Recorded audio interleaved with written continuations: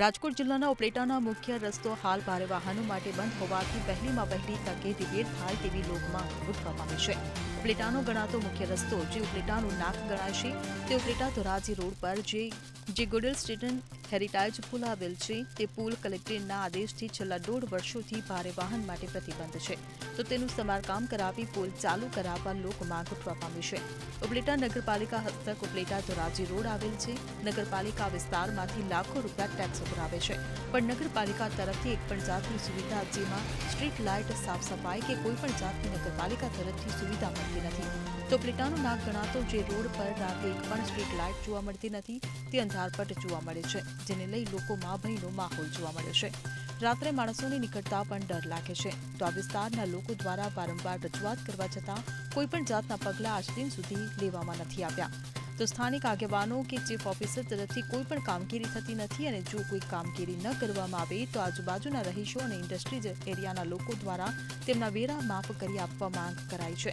ભારે વાહન આવતા હોય ત્યારે લોકોને ફરીને આવવું પડે છે અને પેટ્રોલ ડીઝલનો પણ વધારો દેવો પડે છે હોવાનું જણાવી વહેલી તકે આ રસ્તો રિપેર કરવામાં આવે તેવી માંગ કરાઈ છે. અને જો આ રસ્તો તાત્કાલિક ધોરણે રિપેર કરવામાં નહીં આવે તો ગાંધીજી ચિંધ્યા માર્ગે આંદોલન કરવાની ચીમકી ઉચ્ચારવામાં આવી છે. હેલો, મારું નામ કિરણ ડાંગર છે. આપણે અત્યારે જે જગ્યા ઉપર ઊભા છે, અમે રસ્તા ઉપર ઊભા છે, તે ઉપલેટા ધોરાજી જતો જે જૂનો રસ્તો છે, જૂના પુલવાળો રસ્તો. આજે 1.5 વર્ષ થયા કલેક્ટરે જાહેરનામું આપીને પુલ બંધ કરેલો છે. તો કેટલી અગવડતા અમારે મોટા સાધનવાળાને પડે છે. અમારે બધે ફરીને જવું પડે છે. અમે એટલો વેરો દઈએ છીએ. અહીં ઇન્ડસ્ટ્રીઝ એરિયાવાળા એટલો વેરો દે છે, તો રસ્તાનું કામ કેમ થતું નથી? નગરપાલિકા પાસે એવડો બધો વેરો જાય છે, તો રસ્તો કેમ ખુલ્લો નથી કરતા? પુલનું કામ કેમ નથી ચાલુ કરતા? એટલે આ પ્રેસના માધ્યમથી હું નગરપાલિકાના ચીફ ઓફિસર, નગરપાલિકાના આગેવાનો, વહીવટકર્તાઓને કહેવા માંગુ છું કે ભાઈ, તમે આ રસ્તા અમુક જુઓ. ઉપલેટાનો જે નાક ગણાય છે, જે રસ્તો બાયપાસે ફરીને અમારે સિટીમાં જવું પડે છે. તમે તપાસ કરો, અત્યારે કેટલા 9-10 કિલોમીટર દૂર થઈને જવું પડે છે. પબ્લિક રજડે છે, ટ્રાન્સપોર્ટિંગ વિભાગ બંધ છે, ટ્રાવેલિંગ બંધ છે, તો એના માટે રિક્ષા ભાડા ખર્ચીને ઘરે જવું પડે છે.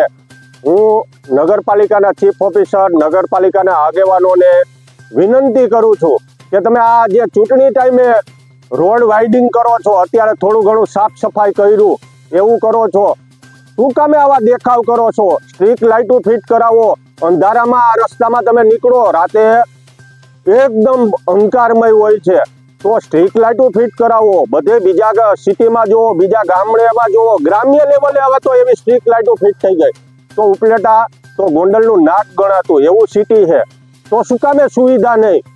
જો હવે પછી આ પ્રેસના માધ્યમથી કાંઈ પણ નહીં નિર્ણય લેવાશે તો મેં ગાંધી સિદ્ધિયા માર્ગે આંદોલન કરશું. જય હિન્દ. હું મારુતિ ટ્રાન્સપોર્ટ વાળા મુકેશભાઈ બોલું છું. મારી ઓફિસ ઉપલેટા ધોરી જૂના રોડ પર જે વર્ષોથી છે, આ નગરપાલિકાની અસુવિધા નહીં ચાલતી. અમારે ફરીને જવું પડે. રાતે હાલવા બ્રેક પણ લાગે છે. ચોમાસામાં માણસો પડીએ છીએ, કેટલા એક્સિડન્ટ થાય છે. અમારું યોગ્ય પગલાં લેવા વિનંતી, અને નકર અમે પછી એવું આંદોલન કરશું. તમામ જવાબદારી પાલિકાની, નગરપાલિકા રહેશે. કંઈ પણ થશે તો મારું નામ કુલદીપ બેર છે. તમે જે જોવો છો એ ઉપલેટા નગરપાલિકાનો રોડ છે, બરોબર. હવે આ રોડ ઉપર રાતના સ્ટ્રીટ લાઇટની કે કોઈ પણ પ્રકારની વ્યવસ્થા નથી. આ રોડ એટલી હદે ખાડાવાળો છે કે એમાં આપણે બાઇક લઈને નીકળતા અનેક વાર પડેલા જોયા છે અમે, બરોબર. સાવ રાતના રસ્તો અંધકાર હોય છે અને આ વેરાના નામે લાખો રૂપિયા લે છે, તો સામે સુવિધા શું આપે? અમારી માંગ એ જ છે કે જે આ ગોંડલ સ્ટેટનો જૂનો જે પુલ છે એનું સમારકામ કરી અહીંયા સ્ટ્રીટ લાઇટ ફિટ કરો, અમને પાણીની સુવિધા આપો. અને જો આ કંઈ નહીં આપવામાં આવે, આ રોડ પાછો ચાલુ કરો. જો આ કંઈ નહીં આપવામાં આવે તો અમે વેરો પણ નથી ભરવો. અમારે અમને વેરો માફ કરી દો. અમારી માંગ એ જ છે કે અહીંયા એના સ્ટ્રીટ લાઇટ ફિટ થવી જોઈએ, આ રોડ વ્યવસ્થિત થવો જોઈએ, સરખો થવો જોઈએ, એમાં ક્યાંય ખાડા ખબડા કંઈ રહેવું ન જોઈએ. તમે આગળ તમે શૂટિંગ લેજો ભાઈ, એમાં કેટલી હદે ખાડા છે ને કેટલી હદે માણસ પડે છે ને એ તમે જોજો ખાલી એકવાર.